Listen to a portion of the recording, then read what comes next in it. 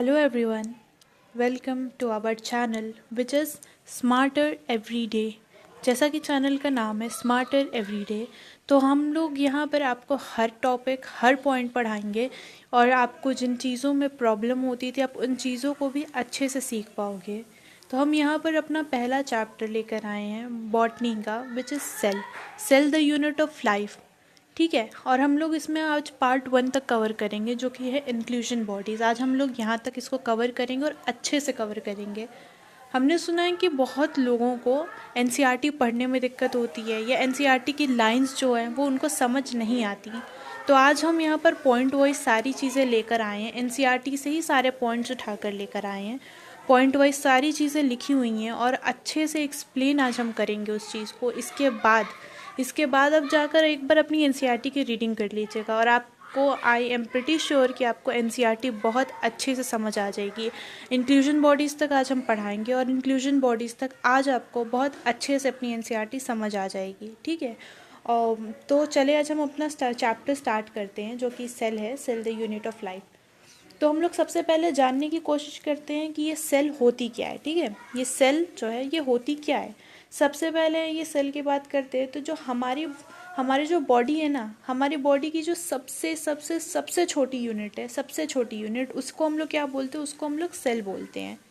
और सेल से मिलकर क्या बनते हैं, सेल से मिलकर हमारे टिश्यू बनते हैं, टिश्यू से मिलकर हमारे बनते हैं ऑर्गन, ऑर्गन से मिलकर हमारे बनते हैं ऑर्गन सिस्टम।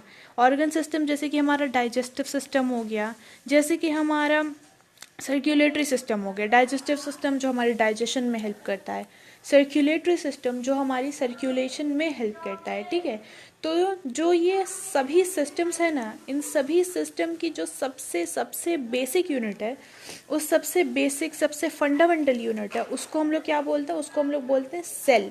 ठीक है, सबसे बेसिक सबसे फंडामेंटल सबसे छोटी यूनिट जो होती है वो क्या होती है, सेल होती है। आई होप कि आपको सेल समझ आई हो। अच्छा, हमारी बुक में जो है ना वो एक वर्ड लिखा हुआ है इन एनिमेट करके। अगर आपको इन एनिमेट वर्ड का मतलब ना समझ आए तो हम पहले आपको इन एनिमेट वर्ड का मतलब क्लियर कर देते कि इन एनिमेट मतलब क्या होता है। इन एनिमेट मतलब होता है नॉन लिविंग। ठीक है, जो जीवित ना हो, नॉन लिविंग होता है। आई होप कि यहाँ तक समझ आया हो। तो हमारी जो बॉडी है ना, हमारे मतलब कि दो टाइप के ऑर्गेनिजम्स होते हैं, एक यूनिसेल्युलर ऑर्गेनिज्म होता है और एक मल्टी सेल्युलर ऑर्गेनिज्म होता है। यूनिसेल्युलर ऑर्गेनिज्म के बारे में सब जानते हैं कि उसमें एक सेल होती है जो पूरा फंक्शन परफॉर्म करती है, और मल्टी सेल्युलर के अंदर सबको पता है कि एक सेल से ज़्यादा सेल्स होती हैं, दो से ज़्यादा सेल्स होती हैं, मल्टी सेल्स होती हैं जो कॉम्प्लेक्स फंक्शंस को परफॉर्म करती हैं। हाँ, अगर यूनिसेल्युलर का आपसे एग्जाम्पल पूछता है ना कि यूनिसेल्युलर के आप एग्जाम्पल में क्या लिखो, बाय चांस अगर कभी आपसे एग्जाम्पल पूछ दिया, बोर्ड्स के स्टूडेंट हो और आपसे यूनिसेल्युलर में एग्जाम्पल पूछ दिया कि यूनिसेल्युलर के एग्जाम्पल्स बताओ, तो यूनिसेल्युलर का एग्जाम्पल होता है प्रोकैरियोट्स और I am really sorry. Unicellular के एग्जाम्पल्स में होता है पैरामीशियम, अमीबा और बैक्टीरिया। और मल्टी सेल्युलर ऑर्गेनिजम्स जहाँ पर एक से ज़्यादा सेल्स होती हैं जो कॉम्प्लेक्स फंक्शंस को परफॉर्म करती हैं, उसके एग्जाम्पल्स में होते हैं प्लांट्स और एनिमल्स। ठीक है, तो मे भी शायद आपको यहाँ तक अच्छे से समझ आ गया हो। ये तो अभी बेसिक सी चीज़ें थी, अभी हम लोगों ने चैप्टर को स्टार्ट किया है, इंट्रोडक्टरी पार्ट को एक्सप्लेन किया है। अब हम लोग चलते हैं उसके आगे। तो सबसे पहले ये जो सेल की डिस्कवरी हुई थी ये रॉबर्ट हुक ने की थी। ठीक है, रॉबर्ट हुक जो थे उन्होंने सबसे पहले सेल की डिस्कवरी की थी और वो एक डेड सेल थी। कैसी सेल थी, डेड सेल थी। और उस डेड सेल की डिस्कवरी रॉबर्ट हुक ने की थी। वो डेड सेल का नाम क्या था, कॉर्क। डेड सेल का क्या नाम था, कॉर्क था, जो कि एक प्लांट सेल थी। और जब लिविंग सेल की अगर हम लोग बात कर दें, लिविंग सेल की, तो जो सबसे पहले लिविंग सेल थी वो लिविंग सेल की डिस्कवरी किसने की थी, ल्यूवेनहॉक ने की थी। ठीक है, तो अगर हम लोग सेल की डिस्कवरी में पूछे तो तुरंत ये नहीं बोलना है कि रॉबर्ट हुक ने या ल्यूवेनहॉक ने की थी। अगर आपसे डेड सेल पूछे तो डेड सेल की सबसे पहले डिस्कवरी किसने की, रॉबर्ट हुक ने की। और लिविंग सेल की सबसे पहले डिस्कवरी किसने की, ल्यूवेनहॉक ने की। रॉबर्ट हुक ने जिस डेड सेल की डिस्कवरी की थी उसे हम लोग क्या बोलते हैं, कॉर्क सेल, जो कि क्या है, एक प्लांट सेल है। ठीक है, एम आई क्लियर। अब हम आगे चलते हैं। अगर यहाँ तक आप लोगों को क्लियर हो गया तो हम लोग इसके आगे चलते हैं। लिविंग सेल के हम लोगों ने डेड सेल पढ़ लिया, लिविंग सेल पढ़ दिया, इनकी डिस्कवरी पढ़ ली। अब एक सिंगल सेल ऑर्गेनिज्म जैसे कि हमारा अमीबा हो गया, जैसे कि हमारा पैरामीशियम हो गया, बैक्टीरिया हो गया, ये सारे के सारे जो है ना, ये जीवन की जो भी आवश्यकताएं हैं उनको फुलफिल कर सकते हैं। यानी कि अपने अपने लाइफ में अपना देखो, जैसे कि अपने फूड की अरेंजमेंट खुद से कर सकते हैं, रिप्रोडक्शन करके अपना नंबर बढ़ा सकते हैं। यानी कि एक सिंगल सेल जो होती है ना, वो अकेले रह सकती है, इसका अपना अकेला इंडिपेंडेंट एग्जिस्टेंस है, क्योंकि ये सारे के सारे जो इसेंशियल फंक्शंस हैं ना लाइफ के, ये उनको परफॉर्म कर सकती है। जैसे कि हमारी बुक कहती है ना, हमारी बुक में जो मतलब कि एक पैराग्राफ आता है जहाँ पर बोला गया व्हाट इज सेल, सेल क्या होती है, तो उसमें बताया गया है कि यूनिसेल्यूलर ऑर्गेनिजम्स जो कैपेबल है इंडिपेंडेंट एग्जिस्टेंस के and performing essential function of life, essential function of life को परफॉर्म करने के लिए वो कैपेबल है। इसका यही मतलब होता है कि जो हमारे सिंगल सेल्स हुए, सिंगल सेल्स में यूनिसेल्यूलर सेल्स, यानी कि जिसका अभी हमने एग्जाम्पल बताया पैरामीशियम, बैक्टीरिया, ठीक है, ये सारे जो है ये अपने जीवन के सारे की सारी आवश्यकताओं को खुद फुलफिल कर सकते हैं, और ये अपने मेटाबॉल और ये खुद मेटाबॉलिज्म कर सकते हैं, अपने लिए खुद फूड अरेंज कर सकते हैं, रिप्रोडक्शन करके अपना नंबर बढ़ा सकते हैं, मतलब ये सब कुछ कर सकते हैं, ये खुद इंडिपेंडेंटली एग्जिस्ट होते हैं। तो आई होप कि अब आपको ये लाइन भी क्लियर हो चुकी हो। और इसे पैराग्राफ में जो हमने आपको बताया था, Anton van Leeuwenhoek he first saw and describe a cell, उन्होंने एक लिविंग सेल की डिस्कवरी की थी। एनसीईआरटी भी ये कहती कि जो ल्यूवेनहॉक थे उन्होंने सबसे पहले एक लिविंग सेल की डिस्कवरी की थी, ठीक है, एक लाइव सेल की। डेड सेल रॉबर्ट हुक ने, लिविंग सेल जो थी हमारे ल्यूवेनहॉक ने की थी, ठीक है। बाद में रॉबर्ट ब्राउन जो हमारे थे, रॉबर्ट ब्राउन, उन्होंने न्यूक्लियस की डिस्कवरी की। देखो आप लोग ना इसमें में भी शायद कंफ्यूज होते होंगे, बहुत सारे बच्चे कंफ्यूज होते हैं रॉबर्ट हुक और रॉबर्ट ब्राउन में, ठीक है। तो रॉबर्ट ब्राउन जो थे ना, रॉबर्ट ब्राउन ने न्यूक्लियस की डिस्कवरी की थी, और रॉबर्ट हुक जो थे उन्होंने एक डेड सेल की डिस्कवरी की थी, ठीक है। दोनों में डिफरेंस है, Robert Hooke dead cell, Robert Brown nucleus, ठीक है। तो अब हम लोग आगे बढ़ते हैं, सेल थ्योरी पे आते हैं, ठीक है। सेल थ्योरी जो थी, दो साइंटिस्ट थे, मिथिस क्लाइंडन और थियोडोर श्वान, ठीक है, इन्होंने सेल थ्योरी दी थी 1838 में। 1838 के टाइम पे मिथिस क्लाइंडन जो थे, जो कि एक जर्मन बॉटनिस्ट थे, उन्होंने लार्ज नंबर ऑफ प्लांट्स को एग्जामिन किया था, और उन्हें पता लगा कि उन्होंने ये चीज़ ऑब्जर्व की दैट जितने भी प्लांट्स हैं वो कंपोज्ड हैं डिफरेंट काइंड्स ऑफ सेल से, अलग अलग सेल से बने हुए हैं, और वो सेल्स जो हैं वो मिलकर क्या बना रही हैं, वो सेल्स मिलकर टिश्यू बना रही हैं, प्लांट का क्या बना रही हैं, टिश्यू बना रही हैं। ये किसने बताया था, मिथेस क्लैंडन, जो कि एक जर्मन बॉटनिस्ट थे। और उसी सेम टाइम पे, at the same time, Theodore श्वान 1839 में हमारे श्वान साहब आए थे, जो कि एक जूलॉजिस्ट थे, ठीक है, क्या थे, एक जूलॉजिस्ट थे, ब्रिटिश जूलॉजिस्ट थे, और उन्होंने डिफरेंट डिफरेंट टाइप की एनिमल सेल्स पे काम किया था, और उन्होंने ये बताया था कि जो सेल है उसकी सबसे आउटर लेयर है, उसके पास इसकी जो एक उसके पास एक थिन आउटर लेयर, पतली सी थिन सी आउटर लेयर है, जिसे हम लोग आज के टाइम में क्या जानते हैं, जिसे हम लोग आज के टाइम में प्लाज्मा मेम्ब्रेन से जानते हैं, प्लाज्मा मेम्ब्रेन के नाम से जानते हैं, जो कि एक आउटर थिन लेयर होती है, ठीक है। और उन्होंने अपनी स्टडी के बेसिस पे ये भी बताया कि जो सेल वॉल होता है वो प्लांट का एक यूनिक कैरेक्टर है, ठीक है, वो प्लांट का एक यूनिक कैरेक्टर है। और अपनी स्टडी की बेसिस पे जो श्वान थे, थियोडोर श्वान, उन्होंने ये हाइपोथेसिस दी, उन्होंने ये बताया कि जितनी भी बॉडीज़ हैं, चाहे एनिमल की बॉडीज़ है चाहे प्लांट की बॉडीज़ है, वो सारी की जितनी भी बॉडीज़ हैं एनिमल और प्लांट्स की, वो किससे बनी है, सेल से, और सेल के प्रोडक्ट से बनी हुई हैं, ठीक है। स्क्लेंडन और श्वान, इन दोनों ने मिलके सेल थ्योरी को फॉर्मुलेट किया था। क्या किया था, इन दोनों ने मिलके सेल थ्योरी को फॉर्मुलेट किया, मगर इनका ड्रॉबैक क्या था कि ये बता नहीं पाए कि सेल का जो ओरिजिन है ये कहाँ से हुआ, यानी कि न्यू सेल जो है ये कहाँ से आती हैं, ये नहीं बता पाए कि जो नई सेल्स हैं वो कहाँ से आ रही हैं। पुरानी सेल्स के बारे में तो बता दिया, मगर ये नहीं बता पाए कि जो नई सेल्स हैं वो कहाँ से आ रही हैं, उस चीज़ के बारे में ये नहीं बता पाए।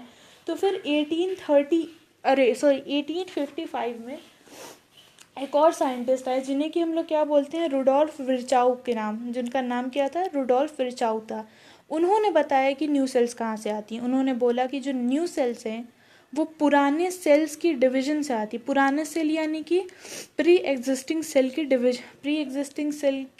डिवीजन से आती हैं। जो पुरानी सेल है, प्री एग्जिस्टिंग सेल है, जब वो डिवाइड करती हैं तो उनसे न्यू सेल्स आती हैं। और इसी कॉन्सेप्ट का नाम दिया क्या, ओमनिस सेल्यूला ई सेल्यूला।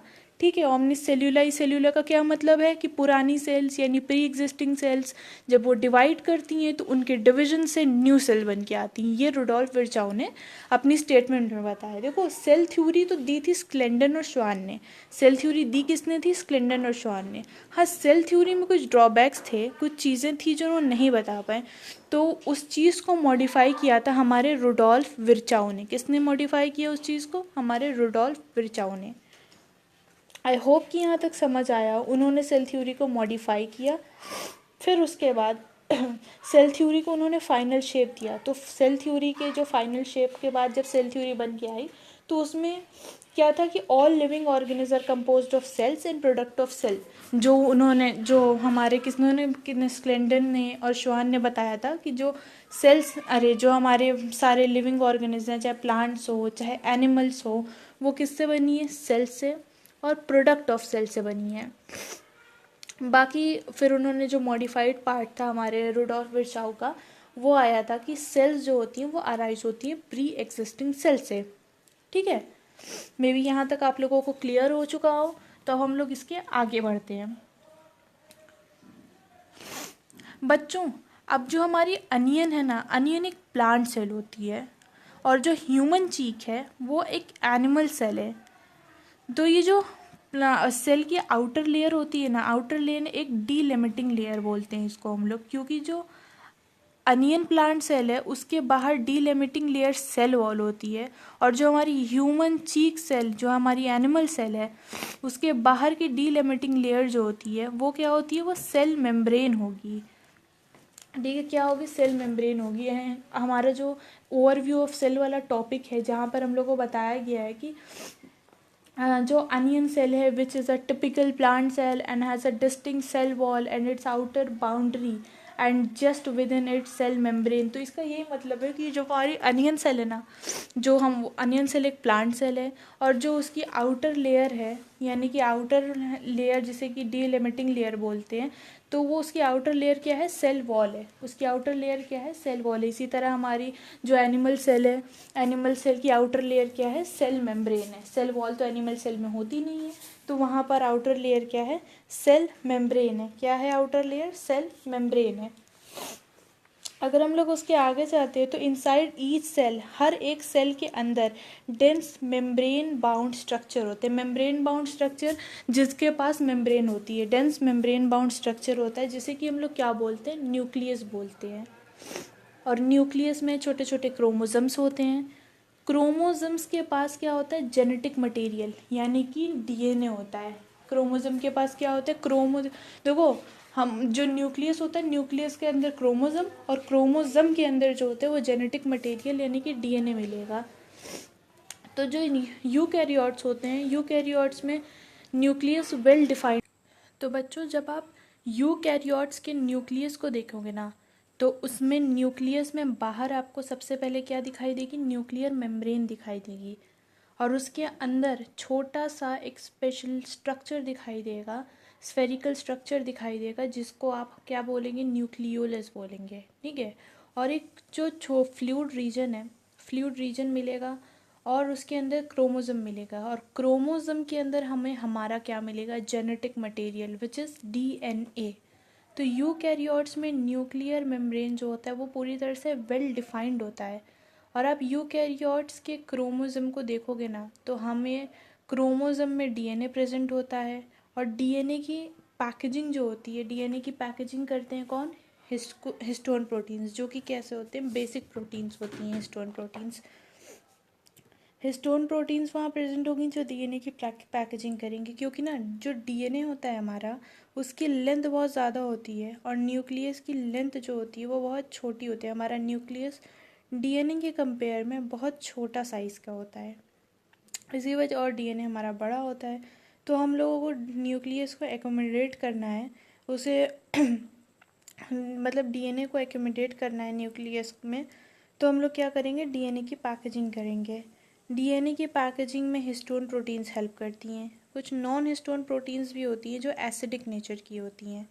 ठीक है, तो जो हमारा डीएनए है, हिस्टोन प्रोटीन्स है, नॉन हिस्टोन प्रोटीन्स हैं, और जो थोड़ा सा आरएनए है वो आपको क्या करेगा, यूकैरियोट्स के क्रोमोसोम में मिलेगा। वो कहाँ मिलेगा आपको, यूकैरियोट्स के क्रोमोसोम में मिलेगा। फिर अगर हम लोग प्रोकैरियोट्स की बात करें, अगर हम लोग किसकी बात करें, प्रोकैरियोट्स की बात करें, तो प्रोकैरियोट्स में जो न्यूक्लियोलस होता है और न्यूक्लियर मेम्ब्रेन है, ये सारी चीज़ें नहीं मिलती हैं। प्रोकैरियोट्स में ना न्यूक्लियोलस मिलता है, ना न्यूक्लियर मेम्ब्रेन मिलती है।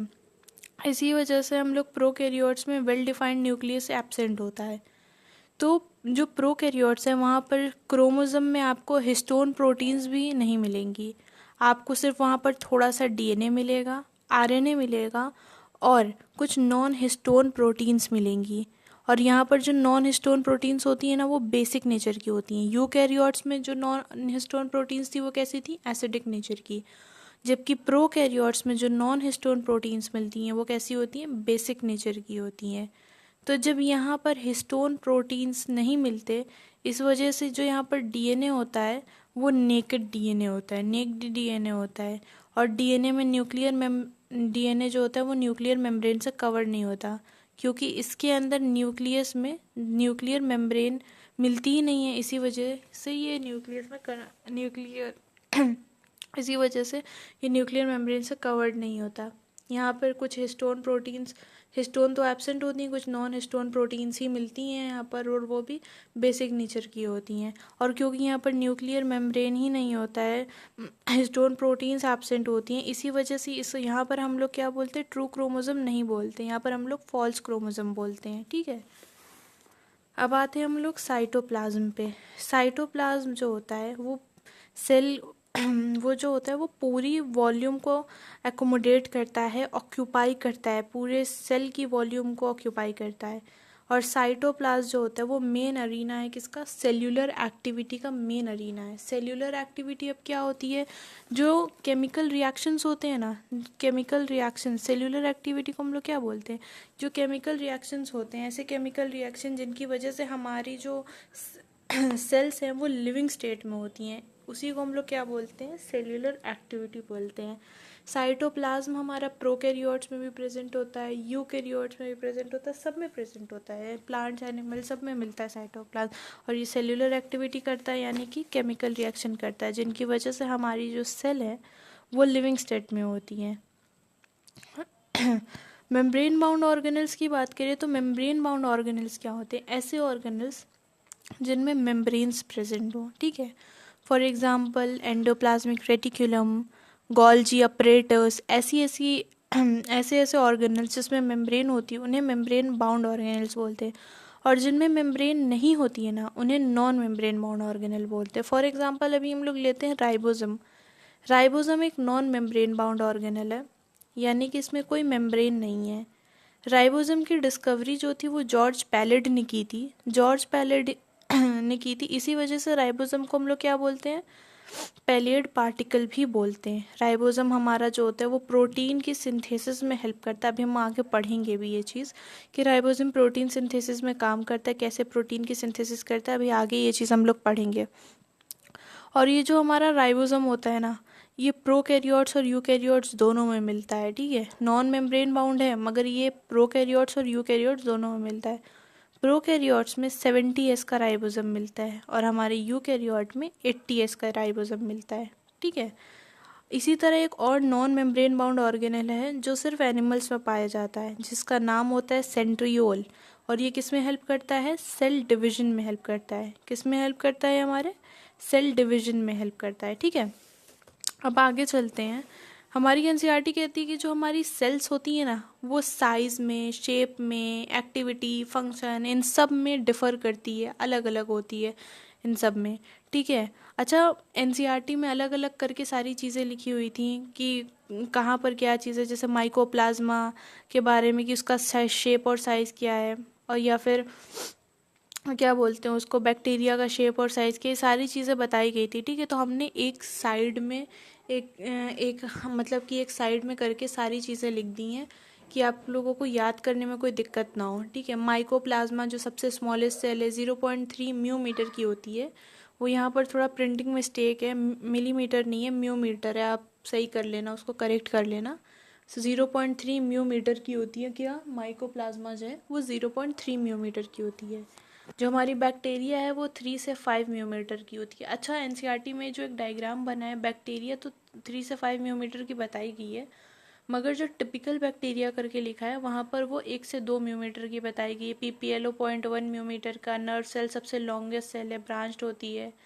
Egg of the ostrich, ostrich का जो एग होता है वो सबसे लार्जेस्ट सेल है। आरबीसी 7 म्यू मीटर टाइम की होती है डायमीटर में। अच्छा, लार्जेस्ट और लॉन्गेस्ट सेल में ना, मतलब कि आप लोग याद रखना, ये नहीं कि लार्जेस्ट सेल में लॉन्गेस्ट वाला ऑप्शन लगा दो या लॉन्गेस्ट में लार्जेस्ट वाला लगा दो। तो जो ऑस्ट्रिच का एग होता है ना, ऑस्ट्रिच का एग वो लार्जेस्ट सेल होती है और जो नर्व सेल होती है वो लॉन्गेस्ट सेल होती है, ठीक है। तो आप इसको याद भी कर लेना वैसे। और अब हम लोग आते हैं अपने प्रोकैरियोटिक सेल पे। तो प्रोकैरियोटिक सेल क्या बोलती है कि प्रोकैरियोटिक सेल जो होती है रिप्रेजेंट होती है बैक्टीरिया से, ब्लू ग्रीन एल्गी से, माइकोप्लाज्मा से और पीपीएलओ से। तो जो पीपीएलओ है ना, पर मतलब माइकोप्लाज्मा जो है उसको हम लोग पहले पीपीएलओ ही कहते थे। उसे हम लोग क्या बोलते थे, पीपीएलओ कहते थे, यानी कि प्लूरो निमोनिया लाइक ऑर्गेनिजम्स। और ये जो ऑर्गेनिजम्स हैं ये कैटल के लंग्स के जो प्लूरल फ्लूइड है ना वहाँ मिला था और वहाँ निमोनिया डिजीज़ कॉज कर रहा था, आप समझे। ये कहाँ मिला था, कैटल के प्लूरल फ्लूइड में मिला था, लंग्स के बीच में। लंग्स की जो प्लूरल मेम्ब्रेन होती है उसके बीच में जो प्लूरल फ्लूइड होता है वहाँ पर ये मिला था और वहाँ पर ये निमोनिया कॉज कर रहा था, ठीक है। अच्छा, ये जो प्रोकैरियोटिक सेल्स होती है ना, ये यूकैरियोट के मुकाबले बहुत छोटी होती है, बहुत स्मॉल होती है, मगर इनका मल्टीप्लाई करने का जो रेट होता है ना बहुत फास्ट होता है, बहुत जल्दी जल्दी मल्टीप्लाई करती हैं, बहुत रैपिडली मल्टीप्लाई करती हैं ये। अब अगर हम लोग बात करें तो ये जो शेप और साइज़ में बहुत वेरी करती है और डिफ़र करती हैं, अलग अलग शेप में अलग अलग साइज़ में वेरी करती हैं। जैसे कि जो कोकस शेप है, ये कोकस शेप की होती हैं यानी स्फेरिकल शेप। जिनका बैसिलस शेप होता है रॉड लाइक, बिल्कुल रॉड की तरह पतला शेप होता है। विब्रो कॉमा लाइक होता है। स्पाइरलम स्पाइरल शेप होता है, स्पाइरल जैसे कि हमारे नूडल्स होते हैं ना स्पाइरल शेप के, वैसे स्पाइरल शेप का स्पाइरलम शेप होता है, ठीक है।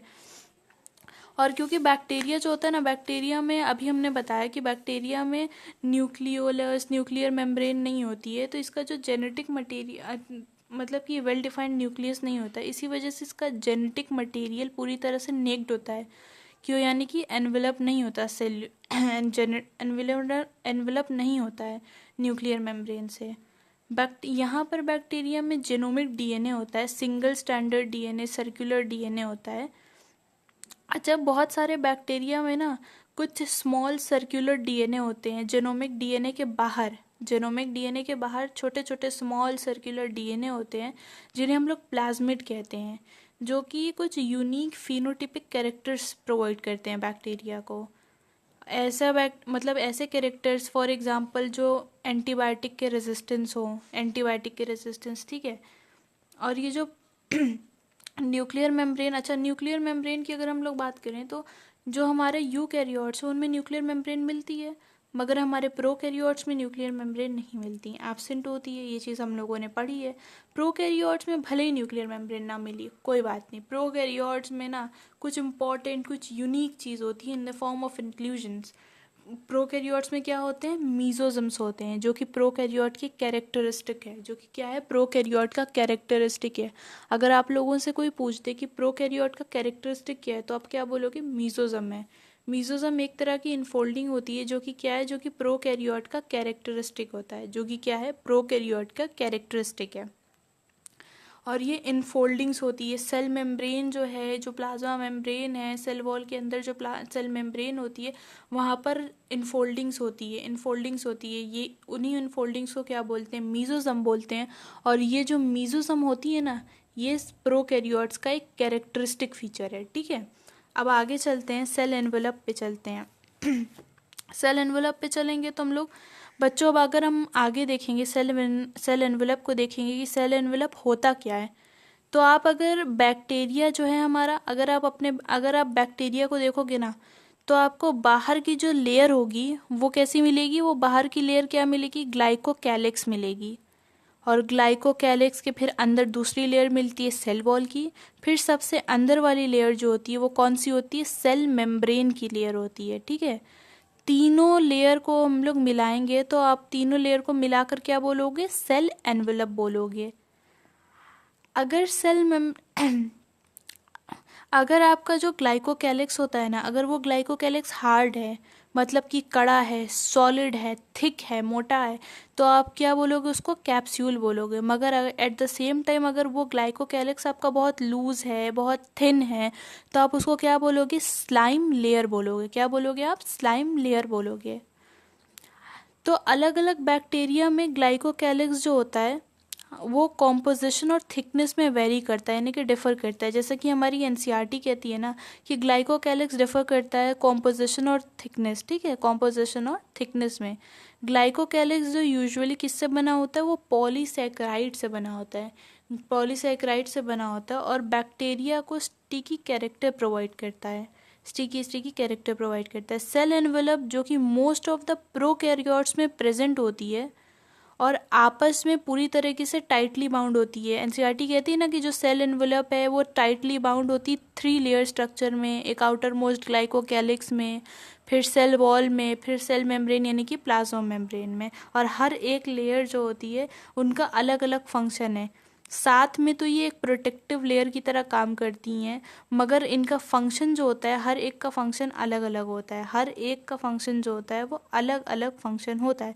जैसे कि अब हम लोगों ने मतलब ग्लाइकोकैलिक्स तो देख लिया कि वो कॉम्पोजिशन और थिकनेस में डिफ़र करती है, और अगर वो हार्ड है तो वो कैप्सूल है, अगर वो थिन है तो वो स्लाइम लेयर है। उसी तरह हमारी जो सेल वॉल की अगर हम लोग बात करें तो सेल वॉल क्या करती है, वो सेल को शेप प्रोवाइड करती है, शेप देती है, एक स्ट्रॉन्ग स्ट्रक्चरल सपोर्ट प्रोवाइड करती है। और हाँ, बैक्टीरिया को ब्रस्टिंग और कोलैप्सिंग से बताती है, यानी कि बैक्टीरिया को फटने से बचा लेती है, कि बैक्टीरिया फटती नहीं है उसकी वजह से। और जो प्लाज्मा मेम्ब्रेन, जो सेल मेम्ब्रेन यानी जो प्लाज्मा मेम्ब्रेन है, वो एक सेमी परमिएबल नेचर का होता है, सेमी परमिएबल नेचर का होता है, जो कि आउटसाइड वर्ल्ड से इंटरेक्ट करता है। और प्लाज्मा मेम्ब्रेन जो होती है हमारी, ऐसी मेम्ब्रेन है जो कि स्ट्रक्चरली सिमिलर होती है जो कि स्ट्रक्चरली सिमिलर होती है प्रोकैरियोट्स और यूकैरियोट्स दोनों में। ठीक है, और वो लिपिड से और प्रोटीन से बनी हुई होती है। अब हम लोग अगर इसके आगे चलें, जैसा कि हम लोगों ने मीजोजम्स के बारे में पढ़ा है कि मीजोजम्स क्या होते हैं, ये प्रोकैरियोट्स के कैरेक्टरिस्टिक है। मीजोजम सेल मेम्ब्रेन की इनफोल्डिंग से बने हुए होते हैं, और ये मीजोजम्स जो होते हैं सेल मेम्ब्रेन यानी प्लाज्मा मेम्ब्रेन की इनफोल्डिंग्स यानी कि एक्सटेंशन से बने हुए होते हैं। और ये एक्सटेंशन, जिन एक्सटेंशन से मीजोजम बने हुए होते हैं, वो किस फॉर्म में होते हैं, वो एक्सटेंशंस जो होते हैं वो वेसिकल्स, ट्यूब्यूल्स और लैमिला की फॉर्म में मिलते हैं हम लोगों को, जो कि क्या करते हैं, सेल वॉल की फॉर्मेशन कराने में हेल्प करते हैं। और क्या करते हैं, डीएनए की रेप्लिकेशन में हेल्प करते हैं, डीएनए डिस्ट्रीब्यूशन में हेल्प करते हैं, डॉटर सेल्स की डिस्ट्रीब्यूशन में हेल्प करते हैं, यानी कि डीएनए को 2 डॉटर सेल्स में इक्वली डिवाइड कर सकते हैं। ठीक है, और यहाँ पर सरफेस एरिया को ये इंक्रीज़ करने में काम करते हैं, बहुत सारी चीज़ों में काम करते हैं। और इसी में आपका क्रोमैटोफोर्स भी आता है। क्रोमैटोफोर्स यानी कि जो क्रोमैटोफोर्स होते हैं वो सब में प्रेजेंट नहीं होते, कुछ ही ऐसे बैक्टीरिया, ये सेल मेम्ब्रेन की एक्सटेंशन है जो प्रोकैरियोट्स में मिलते हैं, मगर सारे प्रोकैरियोट्स में नहीं मिलते, कुछ ही प्रोकैरियोट्स में मिलते हैं, जैसे कि ब्लू ग्रीन एल्गी यानी कि साइनोबैक्टीरिया में। और ये क्रोमैटोफोर्स जो होते हैं ये मेम्ब्रेनस स्ट्रक्चर होते हैं जो पिगमेंट्स कंटेन करते हैं, जिनमें पिगमेंट्स होता है, और ये कुछ ही प्रोकैरियोट्स में मिलते हैं। फॉर एग्जांपल क्रोमैटोफोर्स में मिलते हैं। ठीक है, किस में मिलते हैं, क्रोमैटोफोर्स में मिलते हैं। जो बैक्टीरियल सेल्स होती है ना, वो मोटाइल भी हो सकती है, नॉन मोटाइल भी हो सकती है। मोटाइल का मतलब है कि उनमें मतलब कि फ्लैजला हो भी सकता है, नहीं भी हो सकता। जिसमें फ्लैजला होता है, अगर यानी कि अगर वो मोटाइल है, यानी कि उनमें फ्लैजला प्रेजेंट है। ठीक है, यानी कि उनमें फ्लैजला प्रेजेंट है, उन्हें फ्लैजलेटेड कहेंगे। और ये जो बैक्टीरिया होती हैं ये बहुत लार्ज नंबर में अपना रेंज जो होता है वो बहुत नंबर में अपना रेंज शो करती हैं। जो बैक्टीरिया का फ्लैजला है ना, जैसे कि अभी पता है ना, बैक्टीरिया अगर मोटाइल भी हो सकती है, नॉन मोटाइल भी हो सकती है। मोटाइल है यानी कि उसके पास फ्लैजला है। ठीक है। तो फ्लैजला के भी 3 पार्ट्स होते हैं, फ्लैजला के 3 पार्ट्स होते हैं, फिलामेंट, हुक और बेसल बॉडी। जो हमारा फिलामेंट होता है ना, वो सबसे लॉन्गेस्ट पोर्शन होता है, जो कि अंदर से लेके बाहर तक एक्सटेंड करता है। एनसीईआरटी कहती है ना कि filament is the longest portion and extend from the cell surface to the outside. Cell के सरफेस से लेके आउटसाइड तक एक्सटेंड कर सकता है, क्योंकि फिलामेंट क्या है, सबसे लॉन्गेस्ट पोर्शन है। अब फ्लैजला के अलावा अगर हम लोग देखें ना, तो पिली और फिम्ब्रे नामक भी स्ट्रक्चर्स होते हैं। ये भी सरफेस स्ट्रक्चर्स होते हैं, सरफेस स्ट्रक्चर्स होते हैं, यानी कि बैक्टीरिया, मगर ये मोटिलिटी में कोई रोल प्ले नहीं करते। इनके पास फ्लैजला नहीं है, मोटिलिटी में कोई रोल प्ले नहीं करते, बट ये भी सरफेस स्ट्रक्चर है। इनका अलग काम होता है। जैसे कि जो पिली होता है ना, वो एक ट्यूबुलर स्ट्रक्चर है और वो एक स्पेशल प्रोटीन बनाता है। क्या बनाता है? वो प्रोटीन बनाने में हेल्प करता है। और जो फिम्ब्री होता है, वो फिम्ब्री छोटे छोटे small bristle like structures, bristle like fibres की तरह होते हैं। ब्रिसल का मतलब जैसे कि आपका टूथब्रश है, जिससे आप ब्रश करते हो, तो ब्रश के ऊपर जो ब्रिसल पे आप टूथपेस्ट लगा कर ब्रश करते हो, तो वो ब्रिसल होते हैं ना ब्रश के, वैसे ही फिम्ब्रे पे ब्रिसल की तरह ब्रिसल लाइक फाइबर होता है, जो क्या करता है कि वो बैक्टीरिया को रॉक से अटैच कराने में हेल्प करता है। किससे में हेल्प करता है? बैक्टीरिया को रॉक से अटैच कराने में हेल्प करता है। अब हम लोग आ जाएं राइबोसम पे। तो हमने पहले ही अभी इसके बारे में पढ़ा था कि जो राइबोसम होता है, जॉर्ज पैलेट ने राइबोसम की डिस्कवरी की थी। प्रोकैरियोट्स में 70S का राइबोसम होता है, ठीक है। उसकी सब यूनिट होती है 50S और 30S। 50S और 30S की सब यूनिट से मिलकर क्या बना है? 70S का राइबोसम बना है। अच्छा, राइबोसम प्रोटीन सिंथेसिस में हेल्प करता है। अब प्रोटीन सिंथेसिस कैसे करता है वो भी जान लो। बहुत सारे बहुत सारे राइबोसम्स जो हैं, वो मिलकर वो एक सिंगल एमआरएनए से अटैच, एक सिंगल एमआरएनए से जाकर अटैच होते हैं और एक चेन बना लेते हैं लंबी सी, जिसे हम लोग क्या बोलते हैं? पॉलीजम या पॉलीराइबोसम बोलते हैं, ठीक है। अब यही राइबोसम जो होते हैं, पॉलीजम के जो राइबोसम होते हैं, ये एमआरएनए को प्रोटीन्स में ट्रांसलेट करते हैं। जो ट्रांसक्रिप्शन का प्रोसेस होता है, जहाँ पर आरएनए प्रोटीन्स में ट्रांसक्रिप्ट होता है तो प्रोटीन्स बनती है, यही है प्रोटीन सिंथेसिस। कहते हैं ना कि राइबोसम प्रोटीन सिंथेसिस कराते। कैसे कराते? इसी तरीके से कराते कि बहुत सारे राइबोसम्स हैं, एक सिंगल एमआरएनए से जाकर मिलते हैं और फिर वो एक चेन बनाते हैं, और यही चेन को हम लोग पॉलीराइबोसम बोलते हैं या पॉलीजम बोलते हैं। इन्हीं पॉलीजम के राइबोसम जो होते हैं, वो ट्रांसलेट करते हैं एमआरएनए को प्रोटीन में, तो हमारी प्रोटीन की सिंथेसिस होती है, ठीक है। एनसीईआरटी भी ये लाइन बोलती है और ये लाइन बहुत बहुत इंपॉर्टेंट है, हमेशा पूछी जाती है। तो इस लाइन का मतलब समझा दिया। और ये लाइन एनसीईआरटी में जो लिखी है कि several ribosome they may attach to single mRNA and form a chain that is called polyribosome या polysome, and the ribosome of the polysome translate the mRNA into proteins, ठीक है। अब ये चीज़ क्लियर हो गई होगी आप लोगों को। अब हम लोग आते हैं इंक्लूजन बॉडीज़ पे, जो कि हमारा आज का लास्ट टॉपिक है। इंक्लूजन बॉडीज़ जो होते हैं ना, वो स्टोरेज में काम करता है, वो रिजर्व मटेरियल को स्टोर करता है, और ये एक तरह का नॉन मेम्ब्रेन बाउंड ऑर्गेनेल है, यानी कि इसकी कोई मेम्ब्रेन नहीं होती, ये एक नॉन मेम्ब्रेन बाउंड ऑर्गेनेल है। ये किसी भी मेम्ब्रेन से बाउंड नहीं होता, ये स्टोरेज का काम करता है, रिजर्व मटेरियल को स्टोर करता है। इसके एग्जाम्पल में फॉस्फेट ग्रैन्यूल्स हैं, साइनोफाइशिन ग्रैन्यूल्स आते हैं और ग्लाइकोजन ग्रैन्यूल्स आते हैं। अगर हम लोग गैस वैक्यूल की बात करें तो वो भी एक तरह का नॉन मेम्ब्रेन बाउंड ऑर्गेनेल है। नॉन मेम्ब्रेन बाउंड ऑर्गेनेल है जो कहाँ मिलता है? ब्लू, ग्रीन और पर्पल और ग्रीन फोटोसिंथेटिक बैक्टीरिया में मिलता है। तो अब हमारा इंक्लूजन बॉडीज़ तक का पार्ट यहाँ पर ख़त्म होता है।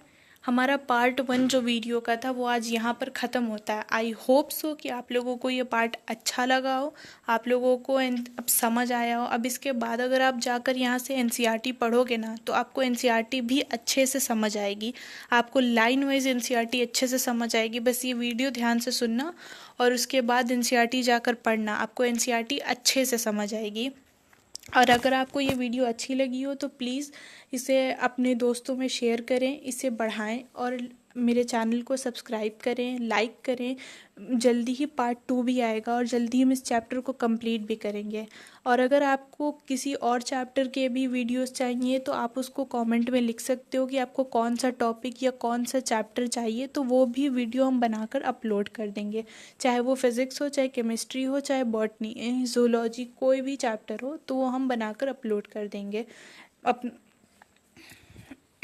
आप इन वीडियो को अच्छे से शेयर करें अपने दोस्तों में। अगर आपको समझ आया तो प्लीज़ इसको लाइक भी करिएगा, सब्सक्राइब भी करिएगा। Thank you so much.